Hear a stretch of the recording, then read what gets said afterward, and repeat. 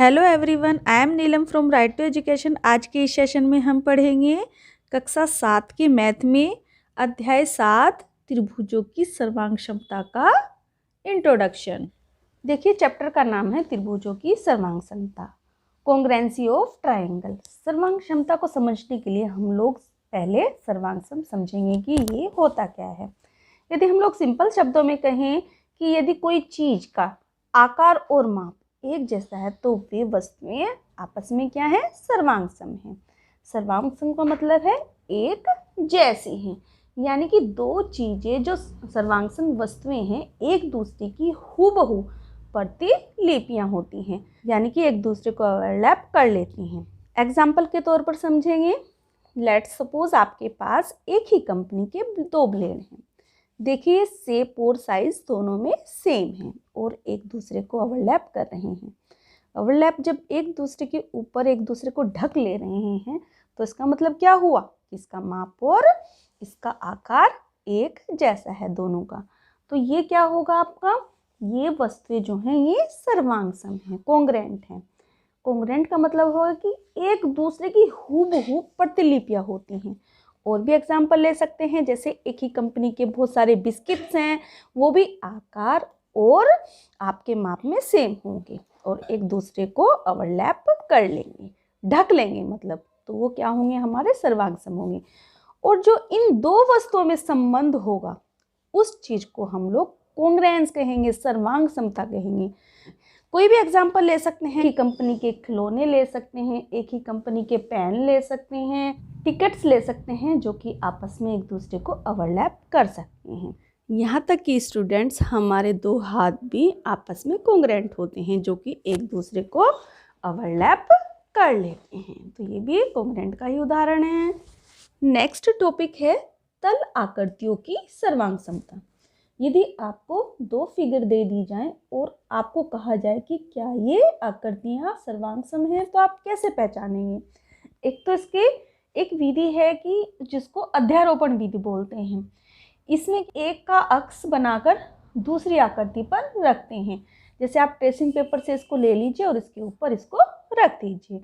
यदि ये इसको बिल्कुल ढक लेती है, ओवरलैप कर लेती है, तो ये एक दूसरे के सर्वांग सम है। माना मैं इसको नाम दे देती हूँ, ये A1 है और ये A2 है, तो A1 इज इक्वल टू क्या होगा, A2 होगा। देखिए, A1 सर्वांग समता का चिन्ह होता है दो ऐसे, और ये पड़ा हुआ यानी कि लेटा हुआ S, ये हो जाएगा बराबर A2, यानी कि A1 सर्वांग सम है A2 के। दूसरी विधि ये होती है कि आप इसको बिल्कुल इसकी साइड्स माप लीजिए, मीन्स कि माप और इसका आकार सेम होना चाहिए, सर्वांग सम कहलाते हैं। और जो इनमें संबंध है दोनों में, वो उसके कॉन्ग्रुएंस यानी कि सर्वांग समता कहलाती हैं। नेक्स्ट टॉपिक है इसमें रेखाखंडों में सर्वांग क्षमता, कॉन्ग्रुएंस अमंग लाइन सेगमेंट। आखिर रेखाखंड होता क्या है, दो बिंदुओं से बनी जो चीज होती है वो हमारी रेखाखंड होती है। एक पॉइंट से तो कुछ नहीं बनता है, जो दो बिंदुओं से मिलकर बनी होती है वो केवल रेखाखंड होता है, लाइन सेगमेंट होता है। और इस रेखाखंड में होता ही क्या है, केवल लेंथ ही तो होती है, ये इसकी लंबाई तो होती है। तो अब हमें इसमें ये पूछा है कि रेखाखंडों में सर्वांग समता हम लोग कैसे ज्ञात करेंगे। माना आपके पास दो सेगमेंट हैं A, B और ये हमारी P, Q, तो हम कैसे ज्ञात करेंगे कि इसमें सर्वांग समता है, ये एक दूसरे के सर्वांग सम है। तो इसमें क्या करेंगे स्टूडेंट्स, इसमें केवल लेंथ है तो हम इसकी लंबाई मापेंगे। किसी चीज से नाप लीजिए आप लोग, चाहे इसको किसी चीज पर रख कर देख लीजिए या रूलर बोर्ड से जो हुड्डा होता है आपका, उससे नाप लीजिए। यदि ये इसको ओवरलैप कर जाती है, यानी कि इनकी लेंथ बिल्कुल बराबर होती है, एक दूसरे के सर्वांग सम है।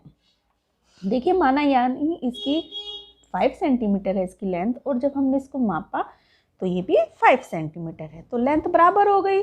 या हमने एक वही ट्रेस कर लिया, इसके ऊपर रख दिया, A P को ओवरलैप कर गया, B Q को ओवरलैप कर गया, तो भी ये एक दूसरे के सर्वांग सम है। और जो इनमें संबंध होता है वो हमारी कॉन्ग्रुएंस यानी कि सर्वांग समता कहलाती है। तो इसमें मेनली क्या डिपेंड करता है, लेंथ डिपेंड करती है। अब इसमें ये डिपेंड नहीं करता है स्टूडेंट्स की एक लेंथ, माना हमने लाइन को ऐसे बना लिया, ये हमारी PS है और हमने दूसरी ऐसे बना ली, ठीक है, या किसी तरीके से भी बना ली, ये RQ है। तो यदि इनकी लेंथ बराबर है, ये भी 10 सेंटीमीटर है और ये भी 10 सेंटीमीटर है, तो ये एक दूसरे की सर्वांगसम होंगी, ये एक दूसरे की कोंग्रेंट होंगी और जो इसमें रिलेशन होगा वो कोंग्रेंस कहलाएगा। तो इसमें ये फर्क नहीं पड़ेगा स्टूडेंट्स की वो तिरछी जा रही है, एड़ी जा रही है, कैसे भी जा रही है वो लाइन, लेकिन उसकी जो है लंबाई बराबर होनी चाहिए। तो हमारे इसमें मेनली डिपेंड होता है, यदि हम लाइन में सर्वांग समता देखेंगे तो वो हमारी केवल लंबाई पर डिपेंड करेगी। नेक्स्ट टॉपिक है इसमें कोणों की सर्वांग समता, कोंग्रेंस ऑफ एंगल। देखिए एंगल है, माना हमें कोई दो एंगल दिए हैं और हमें पूछा है कि ये सर्वांगसम है या नहीं, तो हम लोग कैसे निकालेंगे कि वो सर्वांगसम है। कि दो एंगल लेंगे C और यहाँ पर भी हम लोग ये एंगल लेंगे। एंगल में मेनली जो होता है वो हमारी मेजरमेंट होता है, एंगल ही तो होता है ये। यदि ये वाली चीज़ हमें पता हो तभी तो ये एंगल कहलाएगा। माना ये 50 डिग्री है और ये भी 50 डिग्री है, तो जब हम इन दोनों एंगल की माप एक जैसी होगी तो वो एक दूसरे के सर्वांगसम होंगे और जो इनमें संबंध होगा वो उसकी सर्वांगसमता कहलाएगी। अब ये कैसे निकालेंगे कि इन दोनों की माप यानी मेजरमेंट एक जैसा है, तो हम लोग इसमें मेनली हमारी माप हो गई है और जो हमने रेखाखंडों में सर्वांग समता निकाली थी उसमें हमारी लंबाई हो गई है। इसमें लंबाई का कोई भी महत्व नहीं है, इसमें केवल माप का महत्व है। आपने चांदे से रख कर देख लिया कि ये 50 डिग्री का है, ये भी 50 डिग्री का है, तो ये एक दूसरे के कॉन्ग्रुएंस होंगे।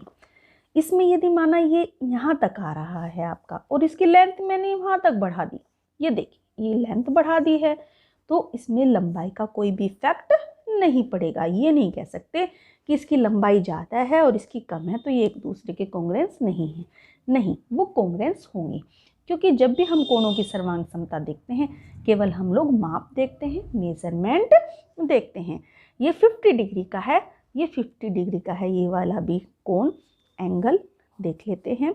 एंगल ABC सर्वांग सम है PQR के, ठीक है। सर्वांग समता का चिन्ह ये होता है, यानी कि दो कोणों की माप समान हो तो वे सर्वांग सम होंगे, या इसका उल्टा भी बोल सकते हैं, यदि दो कोण सर्वांग सम हैं तो उनकी माप भी समान होगी। नेक्स्ट टॉपिक है इसमें त्रिभुजों की सर्वांग समता, कॉन्ग्रुएंस ऑफ ट्रायंगल। ये इस चैप्टर का सबसे इम्पोर्टेंट टॉपिक है क्योंकि हमारे चैप्टर का नाम भी त्रिभुजों की सर्वांग समता ही है।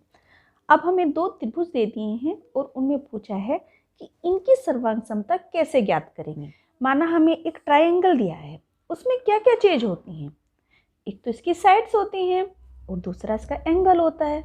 साइड्स होती हैं यानी कि इसकी भुजा, ये कितनी होती हैं, 3 होती हैं, कि तो क्योंकि ट्रायंगल ही हमारा 3 साइड से मिलकर बना हुआ होता है और दूसरा होता है हमारा इसमें एंगल यानी कि कोण, वो भी कितने होते हैं हमारे, 3 होते हैं। देखिए 1 2 3, इसमें 3 साइड्स होती हैं और 3 एंगल होते हैं। यदि हमारा जो त्रिभुज है पहला ABC त्रिभुज PQR है, उसकी तीनों की साइड्स, 3 साइड्स इसकी हैं और 3 साइड PQR की हैं, तीनों इक्वल हैं और उनके तीनों एंगल यानी कि angle A, angle B, angle C equal है किसके, एंगल P, एंगल Q और एंगल R के, तो ये एक दूसरे के कॉन्ग्रुएंट होंगे, ठीक है। और जो इनमें रिलेशन होगा वो कॉन्ग्रुएंस होगा। हम इसको कैसे ज्ञात करेंगे, या तो आप इसको ट्रेस कर लीजिए और इसके ऊपर रख दीजिए, वो एक दूसरे को ओवरलैप कर लेगा, यानी कि AB किसको ओवरलैप करेगा, PQ को, BC QR को और AC PQ को, तो ये सर्वांग सम होंगे।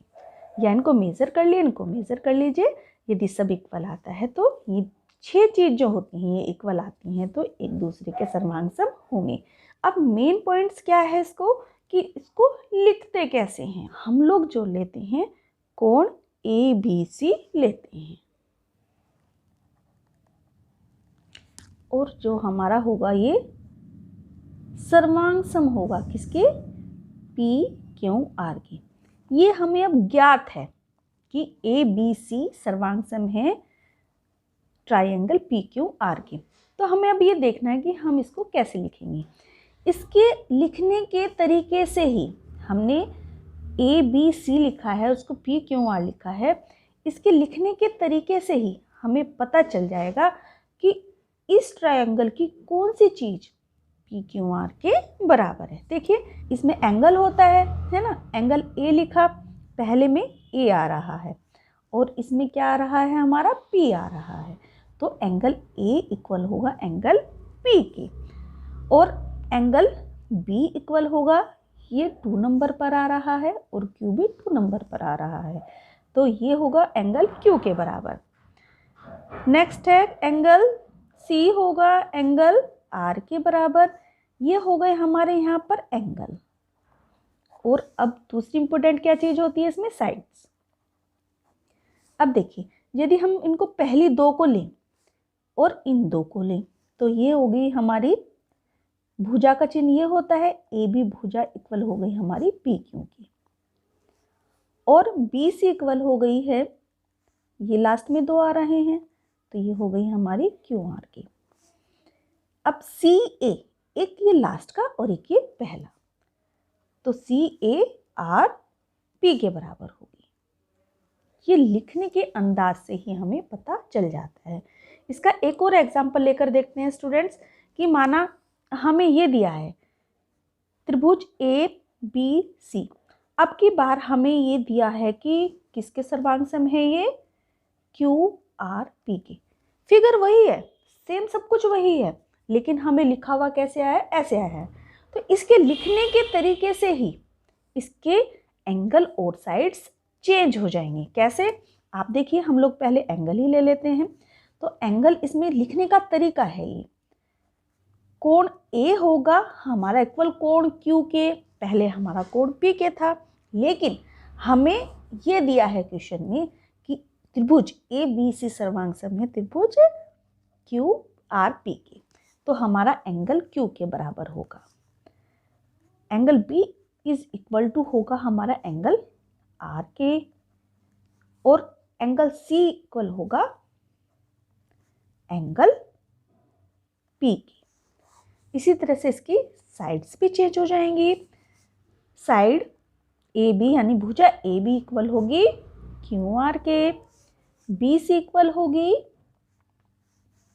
RP के, और CA इक्वल होगी PQ के। क्यों होता है ऐसा, क्योंकि त्रिभुज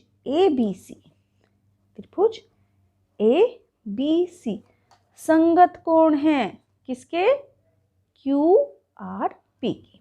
तो इस वजह से हम लोग यहाँ पर ये चिन्ह भी लगा सकते हैं कि कोण A संगत है कोण Q की। ठीक है, इस तरह से भी हम लोग लिख सकते हैं और इस तरह से भी हम लोग लिख सकते हैं। देखिए हमने पिछले टॉपिक में त्रिभुजों की सर्वांग समता में संगत भाग यूज किया था। संगत भाग भी देख लेते हैं क्या होता है। माना दो त्रिभुज हैं, एक ABC, दूसरा PQR है, तो इसमें AB का संगत क्या होगा, जो उसी की संगति में होगा, उसी की साइड होगा। तो ये साइड जो होगी AB, वो संगत होगी हमारी PQ के। जैसे हम लोग लिख सकते हैं इसको, AB संगत का साइन ये होता है, वो होगी हमारी PQ की। BC है, ये होगी हमारी QR की, और AC होगी हमारी PR की। तो इस तरह से हम लोग कह सकते हैं कि जो जिस साइड है उस साइड ही वो उसकी संगत भुजा होगी। कोण भी ऐसी होगा स्टूडेंट्स, A का संगत कोण होगा P, कोण A का संगत कोण होगा कोण P, कोण B का संगत कोण होगा कोण Q, और कोण सी का संगत कोण होगा कोण आर।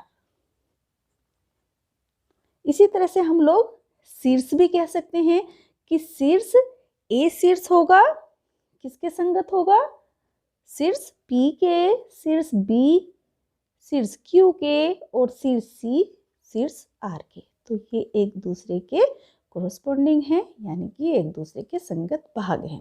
देखिए स्टूडेंट्स, जो हमने त्रिभुजों की सर्वांग समता सिद्ध की थी उसमें साइड 3 और एंगल 3 एग्जैक्ट माप और आकार के होंगे तभी वो सर्वांगसम कहलाते हैं।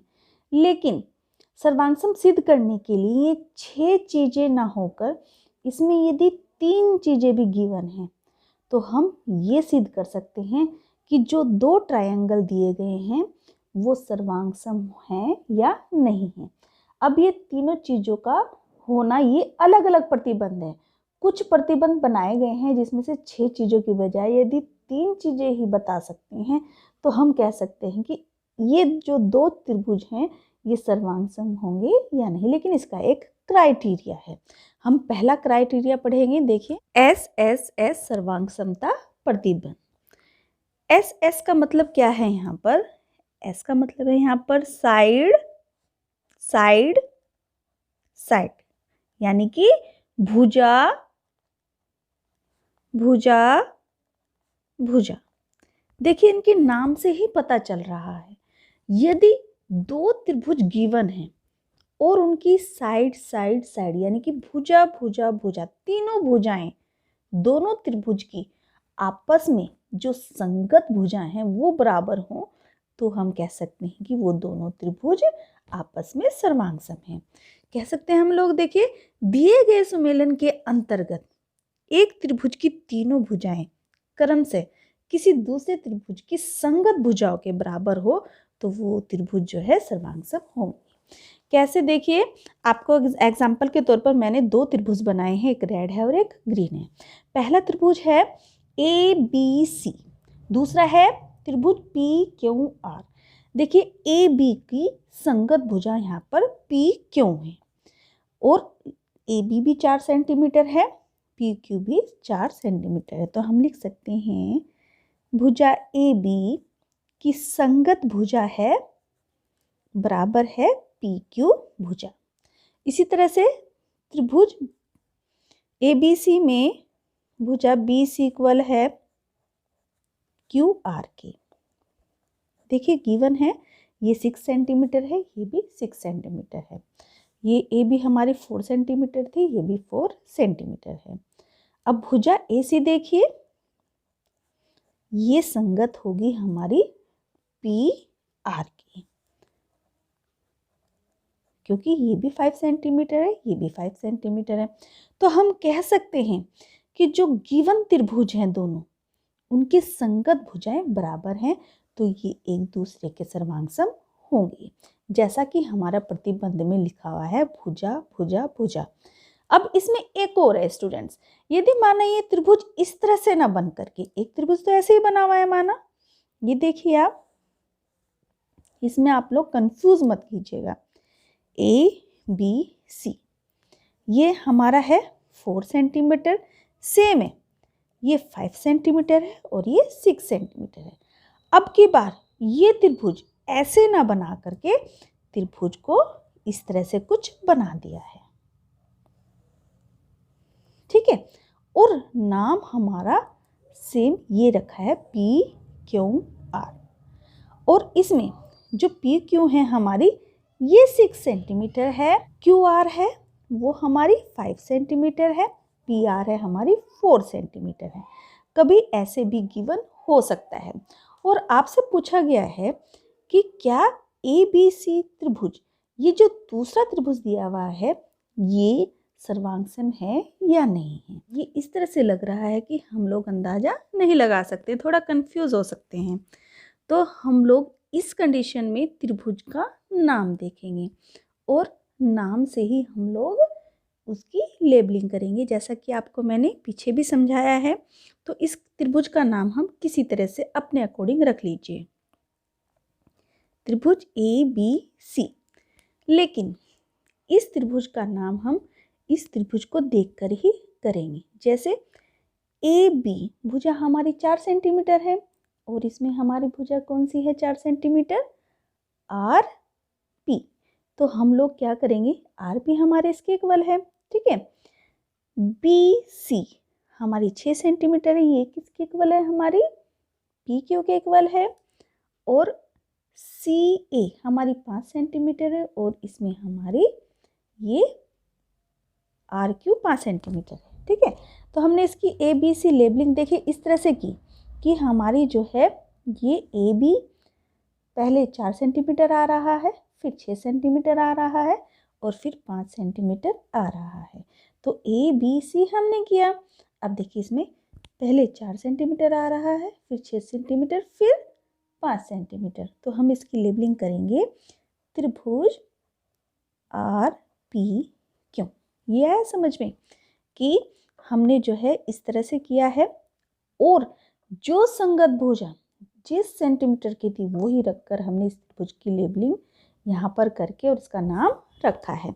अब इस त्रिभुज के अकॉर्डिंग ही हम लोग बता देंगे कि कौन सी भुजा इसके बराबर है। जैसा कि पीछे बताया था, तो त्रिभुज ए बी सी में भुजा ए बी संगत का निशान ये होता है। हमें अब इस त्रिभुज से कोई मतलब नहीं है जो बने हुए हैं, हम लोग इस नाम से ही इसकी भुजा कौन कौन सी इक्वल है ये बता देंगे। तो ए बी भुजा इक्वल है हमारी, दो ये आ रही हैं पहले आर पी की। देखिए ए बी भी 4 सेंटीमीटर है और आर पी भी 4 सेंटीमीटर है। दूसरा देख लेंगे भुजा बी सी संगत है, ये हमारी बी सी ये है तो लास्ट की हमारी होगी ये पी क्यू। बी सी हमारी 6 सेंटीमीटर है, पी क्यू हमारी 6 सेंटीमीटर है। अब लास्ट है हमारी ये, लास्ट का सी है और ये ए है, तो भुजा सी ए संगत होगी हमारी क्यू आर के। देख लीजिए क्यू आर भी हमारी 5 सेंटीमीटर है और सी ए भी हमारी 5 सेंटीमीटर है। यानी कि त्रिभुज ए बी सी की तीनों संगत भुजाएं इक्वल हैं त्रिभुज आर पी क्यू की। तो हम कह सकते हैं कि ये दोनों त्रिभुज भी एक दूसरे के सर्वांग सम हैं। दूसरा प्रतिबंध है इसमें एस ए एस सर्वांग क्षमता प्रतिबंध। पहले हमारा एस एस एस था, अब है एस ए एस। इसका मतलब भी साइड ही है, साइड ए से एंगल और एस से फिर से साइड, यानी भुजा कोण भुजा। इसका क्या मतलब हुआ कि जब हमें दो त्रिभुज दिए हैं उसकी दो भुजाएं बराबर होंगी और एक एंगल बराबर होगा, तो हम कह सकते हैं कि वो दोनों त्रिभुज एक दूसरे के सर्वांग सम हैं। लेकिन इसमें एस ए एस ही क्यों नाम दिया, इसको ए एस एस या एस एस ए क्यों नाम नहीं दिया? क्योंकि जो हमारी दो भुजाएं इक्वल होंगी इन दोनों त्रिभुज में, उनके बीच का कोण दोनों त्रिभुज का इक्वल होगा। कैसे? माना ए बी भुजा हमारी इसकी संगत भुजा पी क्यू के बराबर है और बी सी भुजा है हमारी क्यू आर के बराबर है, तो बीच का कोण इसका कौन सा होगा? ए बी और बी सी का हमारा होगा कोण बी, ए और सी नहीं होगा, क्योंकि लगातार हमारी जो इक्वल आ रही हैं भुजा वो ए बी और बी सी है। इसमें पी क्यू और क्यू आर है तो इसके बीच का कोण होगा हमारा क्यू, तो इसीलिए ये हमारा एस ए एस लिखा हुआ है यहाँ पर। तो इसमें दूसरा भी कंडीशन हो सकती है, माना ये दो भुजाएं ना बराबर हो करके ये है और ये है, और इसमें कोई भी है, माना यही है, भुजाएं कोई भी दो बराबर होंगी लेकिन उनके बीच का कोण जो उन दो भुजाएं बराबर हैं वो इक्वल होगा। तो हम कह सकते हैं कि ये दोनों त्रिभुज आपस में सर्वांग सम होंगे और जो इनमें संबंध होगा आपस में वो सर्वांग समता कहलाएंगे। तीसरा प्रतिबंध है इसमें ए एस ए सर्वांग समता प्रतिबंध। ए से यहाँ पर एंगल, साइड, एंगल, ऊपर वाले का जस्ट उल्टा, उसमें दो साइड इक्वल थी और एक एंगल था, और इसमें दो एंगल इक्वल होने चाहिए दो त्रिभुजों में, और एक साइड इक्वल होनी चाहिए, यानी कि कोण भुजा कोण। यदि हमें दो त्रिभुज दिए हुए हैं और उनके दो कोण बराबर हैं और उनके बीच की भुजा बराबर है, तो हम कह सकते हैं कि वो त्रिभुज एक दूसरे के सर्वांगसम हैं। कैसे?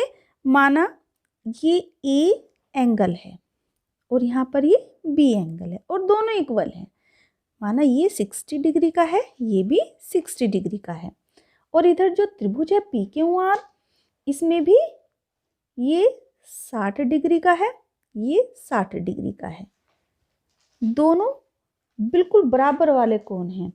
और कंडीशन क्या है हमारी? जो भुजा होगी, जो दो कोण इक्वल होंगे, उनके जो बीच में भुजा आएगी, यदि वो इक्वल है तो हम कह सकते हैं कि वो ASA कंडीशन फॉलो कर रही है और वो दोनों त्रिभुज आपस में सर्वांगसम होंगे। ये ऐसा नहीं है स्टूडेंट्स की माना AB एंगल हमारे दोनों PQ के संगत के बराबर है, लेकिन भुजा हो गई हमारी PQ, तो ये नहीं होगा। भुजा वही इक्वल होगी जो दो कोण इक्वल होंगे उनके बीच की भुजा, तभी तो साइड बीच में आ रही है। यदि हम दूसरा ये कहें कि हमारा एंगल C और एंगल A इक्वल है, और यहाँ पर सेम ऐसे ही है कि P इक्वल है और Q इक्वल है और उनकी भुजा ये PQ भुजा इक्वल है, तो भी ये संगत कोण होगा, क्योंकि हमारे जो त्रिभुज है ABC उसकी जो लगातार कोण है वो हमारा कोण C और A दोनों इक्वल है, और भुजा उसकी हमारी AC इक्वल होगी। और इसमें हमारा सेम वही है जो पहले था, Q है और P इक्वल कोण है, और उनके बीच की जो भुजा है PQ वो इस भुजा के समान है, तो वो दोनों जो हैं सर्वांगसम होंगे। बस कंडीशन यही है, कोई भी दो एंगल इक्वल हो और उनके बीच में जो भुजा आ रही हो, जैसे हमारा इसमें प्रतिबंध दिया है। या आप ये दोनों ले लीजिए, ये दोनों इक्वल हैं, या ये दोनों ही रहने दीजिए, तब भी ये भुजा और ये भुजा इक्वल होनी चाहिए। माना ये 5 सेंटीमीटर है, ये भी 5 सेंटीमीटर है, तभी ये हमारे एक दूसरे के सर्वांगसम होंगे। तो इसमें हमारी 3 कंडीशन थी। पहले हमारी SSS यानी जिन दो त्रिभुज की तीनों संगत भुजाएं समान हों, और दूसरा था हमारा SAS कंडीशन यानी कि दो भुजाएं हो और उनके बीच का कोण बराबर हो। तीसरा है इसका एंगल साइड एंगल, यानी कि दो लगातार एंगल इक्वल हो और उनके बीच की भुजा इक्वल हो। तो ये जो 3 कंडीशन फॉलो हो रही हैं और ये हमारे इसको पूरा कर रही हैं, तो हम कह देंगे कि जो हमें दो त्रिभुज दिए हैं वो आपस में सर्वांगसम होंगे। इस चैप्टर का लास्ट टॉपिक है समकोण त्रिभुजों में सर्वांगसमता, RHS क्राइटेरिया। इसमें क्या होगा? R से होगा हमारा राइट एंगल, और H से होगा हाइपोटेन्यूज यानी कि कर्ण, S से होगा साइड यानी कि समकोण, ये कर्ण और ये भुजा। माना दो त्रिभुज दिए हुए हैं और उसमें हमारा एक जो एंगल होगा वो समकोण होगा। समकोण क्या होता है? जिसमें एक एंगल 90 डिग्री का होता है।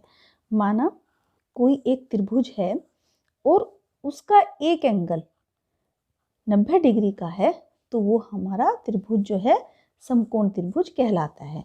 और जो 90 डिग्री का एंगल होता है उसके सामने वाली जो भुजा होती है वो सबसे बड़ी भुजा होती है, और वो हमारी हाइपोटेन्यूज यानी कि कर्ण कहलाती है। बाकी ये दो इसकी भुजाएं होती हैं। तो हमें इसमें ये कहा है कि RHS इस कंडीशन को यदि ये दो त्रिभुज फॉलो कर रहे हैं तो वो एक दूसरे के सर्वांगसम होंगे। मीन्स कि एक एंगल तो उसमें होगा 90 डिग्री का, जिसका कर्ण होगा वो भी इक्वल होगा, और एक साइड इक्वल हुई, साइड कोई सी भी हो सकती है, CB भी हो सकती है, BC, दो साइड्स हैं जो वो, उनमें से कोई भी जो दूसरा त्रिभुज है उसके इक्वल होगी तो वो दोनों एक दूसरे के सर्वांग होंगी।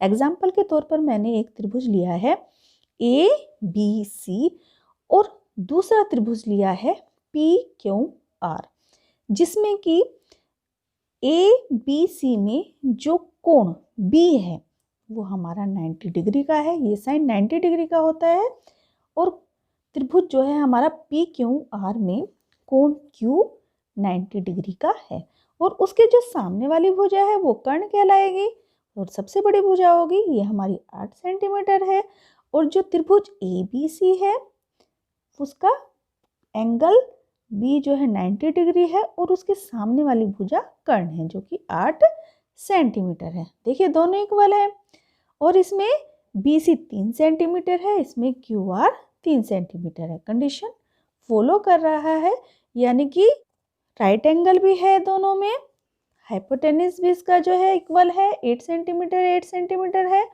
और इसकी साइड भी इक्वल है। BC 3 सेंटीमीटर है और QR 3 सेंटीमीटर है। अब एक कंडीशन और है इसमें कि इसको हम लिखेंगे कैसे। देखिए इस त्रिभुज का नाम आप किसी तरीके से भी लिख दीजिए, फिर इस त्रिभुज का नाम पहले वाले त्रिभुज के अकॉर्डिंग होगा। माना त्रिभुज पहला है ABC, ये हमारा सर्वांग सम का चिन्ह है, ये होगा हमारा PQR के। देखिए B इसमें बीच में आ रहा है जिसमें कि 90 डिग्री का है, और Q भी हमारा बीच में आएगा जो कि 90 डिग्री का है, तो ये आएगा PQR। ये बहुत इम्पोर्टेंट है इनकी लेबलिंग करना, जो कि इस चैप्टर में बहुत इम्पोर्टेंट है, और जो आपकी जो एक्सरसाइज आएंगी इसमें बहुत सरल हो जाएंगी यदि आपने लेबलिंग करना सीख लिया।